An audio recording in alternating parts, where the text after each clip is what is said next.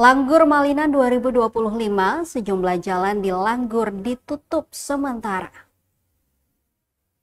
Dewan Pimpinan Stasi atau DPS Langgur, Kabupaten Maluku Tenggara memberlakukan penutupan jalan sementara selama 3 hari selama Paskah 2025. Ruas jalan yang ditutup yaitu mulai dari pertigaan Grand Filia Hotel, pertigaan rumah Bapak Wandi Dumatubun, pertigaan Bank Modern, serta jalan masuk antara toko Terra Home dan rumah Bapak Aldi Banjar.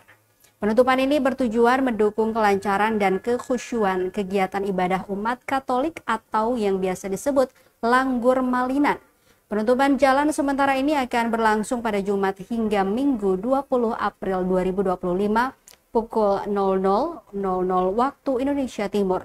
Warga pun diminta menjaga suasana hening dan hikmat selama kegiatan berlangsung. Namun ada pengecualian untuk beberapa tempat usaha tetap diperbolehkan beroperasi selama pelaksanaan Langgur Malinan, yakni RSU Hati Kudus Langgur, pompa bensin, dan pasar Langgur.